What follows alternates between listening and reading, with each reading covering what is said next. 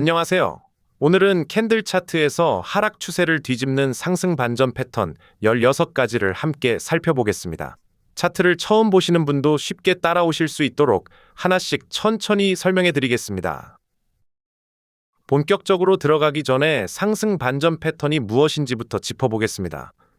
캔들 하나 또는 여러 개가 만드는 모양에는 그 시점의 매수세와 매도세가 벌인 힘겨루기의 흔적이 고스란히 남습니다. 몸통의 길이가 얼마나 되는지, 위아래로 뻗은 그림자가 얼마나 긴지, 그리고 색깔이 어떤지가 다음 방향을 가늠하는 실마리가 되지요. 오늘은 하락 추세의 끝자락에서 나타나는 대표적인 상승 반전형을 하나씩 짚어보겠습니다. 다만 캔들 하나만 보고 성급히 판단하기보다는 다음 캔들의 움직임까지 함께 확인하는 습관을 들이시면 훨씬 신뢰도 높은 판단을 하실 수 있습니다. 화면의 캔들을 보시면 위로 길게 뻗은 그림자와 그 아래 짧은 몸통이 보이실 겁니다. 이것이 바로 영망치형입니다. 하락 국면이 바닥에 다다랐을 때 주가를 위로 다시 밀어 올리려는 시도가 나타난 모양이에요. 종가가 시가와 거의 같은 수준에서 마감되다 보니 몸통은 아주 짧고 위 그림자만 길게 남습니다. 이때 몸통의 색깔 자체는 큰 의미가 없다는 점도 기억해 두세요. 만약 다음 캔들이 갭을 두고 힘차게 뛰어오르며 긴 몸통을 만들어준다면 그때는 반전 신호로서의 신뢰도가 한층 더 높아집니다. 이번에는 화면의 캔들처럼 짧은 몸통 아래로 긴 그림자가 늘어진 모양을 보시겠습니다. 못을 박는 망치를 닮았다고 해서 망치형이라고 부릅니다. 하락 국면의 저점 부근에서 자주 등장하는데요. 위 그림자는 거의 없고 아래 그림자만 길게 이어지는 것이 특징입니다. 몸통 색깔과는 크게 상관없지만 음봉보다는 양봉일 때, 그리고 몸통이 짧고 아래 그림자가 길수록 신호가 더 강하다고 봅니다. 다만 이 모양 하나만 보고 바로 매수에 들어가기보다는 이후 며칠간의 가격 흐름을 함께 지켜보는 확인 절차가 꼭 필요하다는 점도 잊지 마세요. 화면에 보이는 이 길고 붉은 몸통은 상승 삿바형입니다. 하락 추세가 막바지에 다다랐을 때 주로 나타나는데 이후 강세로 돌아설 가능성이 매우 높은 형태로 꼽힙니다. 시가가 그날의 최저가와 같아서 아래 그림자가 없고 위 그림자는 짧게만 남는 것이 특징이에요. 몸통이 길게 뻗을수록 이후 상승 전환에 대한 신뢰도도 함께 올라간다고 보시면 됩니다. 화면을 보시면 붉은 양봉 3개가 계단처럼 차례로 올라가는 모습이 보이실 겁니다. 이름 그대로 종가가 계속 높아지는 새 병사가 나란히 진군하는 모양이라고 해서 적산병이라 부릅니다. 위아래 그림자가 없거나 짧은 양봉 3개가 서로 몸통을 맞물리며 계단식으로 올라가는데 각 봉의 시가가 직전 봉의 몸통 안에서 시작된다는 점이 핵심입니다. 다만 두 번째나 세 번째 몸통이 지나치게 길게 늘어나며 급하게 오른다면 오히려 과열 국면에 들어설 수 있으니 주의가 필요합니다. 화면 왼쪽에 작은 푸른 캔들을 오른쪽에 큰 붉은 캔들이 통째로 감싸 안는 모습이 보이시나요? 이것이 상승 장악형입니다. 두 번째 캔들의 몸통이 첫 번째 캔들의 몸통을 완전히 감싸 안는 모양을 인걸핑이라고 부르는데요.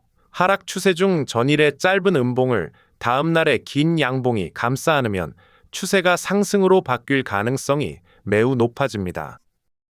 이때 두 번째 캔들에서 거래량까지 크게 늘었다면 신뢰도는 더욱 높아지겠지요. 비교적 자주 나타나면서도 신뢰도가 높은 편에 속하는 패턴입니다. 화면의 큰 음봉 안에 작은 양봉이 쏙 들어앉은 모습을 보시겠습니다. 하라미는 일본 옛말로 아이를 벤다는 뜻인데요. 기존 추세가 일단 멈췄다는 것을 의미합니다. 전일의 긴 음봉 몸통 안에 짧은 양봉이 들어앉은 이 모양이 하락 추세 중에 나타나면 상승 전환 가능성이 높아지지만 반드시 이후 흐름으로 확인이 필요합니다. 만약 이후에도 주가가 반등하지 못한다면 오히려 기존의 약세 흐름이 더 강해질 수 있다는 점도 함께 기억해 두세요. 앞서 본 상승 잉태형과 구조는 같은데 화면 오른쪽 캔들이 짧은 몸통 대신 십자 모양으로 바뀐 것이 보이실 겁니다. 이것이 상승 십자 잉태형입니다. 전일 긴 음봉의 몸통 범위를 벗어나지 않는 십자형이 하락 추세 중에 나타나면 상승 전환 가능성이 높다고 봅니다. 일반적으로 보통의 잉태형보다 더 강한 반전 신호로 받아들여지고 실제로도 자주 관찰됩니다. 물론 이후 반등이 이어지지 않는다면 기존의 약세 흐름이 다시 강해질 수 있다는 점은 앞의 패턴과 동일합니다. 이번에는 성격이 정반대인 두 캔들이 짝을 이루는 모습을 보시겠습니다. 상승 반격형인데요. 화면에서 보시듯 둘째 날의 종가가 전일 종가와 거의 같은 수준에서 마감됩니다. 전일 긴 음봉이 나오고 이튿날 양봉이 나타나면서 하락에서 상승으로 흐름이 바뀔 가능성이 생기는 겁니다. 뒤에서 살펴볼 관통형과 닮았지만 종가끼리 비슷한 수준에서 형성된다는 점이 다르고 전환 강도는 관통형보다는 다소 약한 편입니다. 핵심은 둘째 날 캔들의 시가가 매우 낮게 출발해야 한다는 점인데 기존 추세를 강하게 이어가다가 크게 반전해야 하기 때문입니다. 화면의 붉은 양봉이 왼쪽 음봉의 몸통 절반 이상을 뚫고 올라선 모습을 보시겠습니다. 이것이 관통형입니다. 몸통이 긴 캔들 두 개로 이루어지는데 첫째 날은 음봉, 하락 추세 막바지인 둘째 날은 양봉입니다. 둘째 날 양봉이 갭 하락으로 시작한 뒤 전일 음봉의 몸통을 뚫고 올라가는 모습을 보이는데 종가가 반드시 첫째 날 몸통의 절반 이상을 뚫고 올라서야 합니다. 만약 절반을 넘지 못했다면 오히려 하락 지속형으로 분류되니 주의하세요.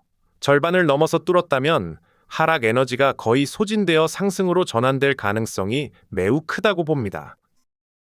화면을 보시면 긴 음봉, 작은 몸통, 긴 양봉이 순서대로 이어지며 마치 새벽별이 떠오르는 듯한 모습을 만듭니다. 이것이 샛별형입니다. 발생 빈도가 매우 높은 대표적인 상승 반전형인데요. 긴 음봉 이후 갭 하락한 짧은 몸통이 나타나고 그 다음날 양봉이 등장하는 흐름입니다. 가운데 짧은 몸통이 첫째와 셋째 캔들의 몸통 안으로 들어오지 못했을 때 샛별형이라 부르는데 이는 그만큼 장세 전망이 불투명했다는 뜻이기도 합니다. 가운데 캔들이 양봉이든 음봉이든 상관없지만 양봉이면 신뢰도가 더 높아진다는 점도 기억해 두세요. 방금 본 샛별형과 뼈대는 같은데 화면 가운데 캔들이 짧은 몸통 대신 십자 모양으로 바뀐 것이 보이실 겁니다. 이것이 십자 샛별형입니다.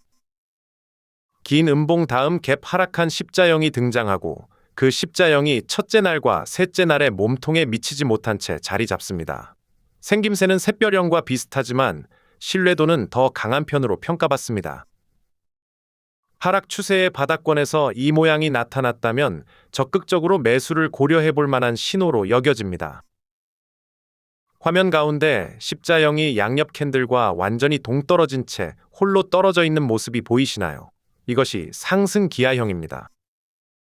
출현 빈도는 낮은 편이지만 추세 전환의 강도는 다른 어떤 패턴보다도 강한 매우 중요한 패턴으로 꼽힙니다.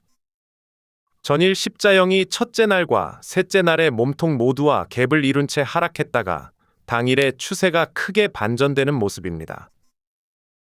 가운데 십자형이 앞뒤 캔들의 가격대와 완전히 동떨어진 채 갭을 형성한다는 점이 이 패턴의 핵심입니다.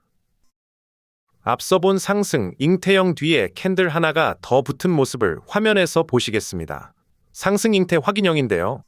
앞에 두 캔들이 상승 잉태형을 만든 뒤 세 번째 캔들이 강세 전환을 한 번 더 확인시켜주는 패턴입니다. 셋째 날 종가가 이틀 전의 시가와 전일 종가를 모두 뛰어넘는 상승세로 마감되어야 하는데요. 이 패턴이 완성되면 이전까지의 하락 추세를 마감하고 강한 상승세로 전환될 것으로 기대할 수 있습니다. 신뢰도가 매우 높은 편이며 실전에서도 자주 관찰되는 패턴입니다. 이번에는 앞서 본 상승 장악형 뒤에 확인 캔들이 하나 더 붙은 모습입니다. 상승 장악 확인형인데요.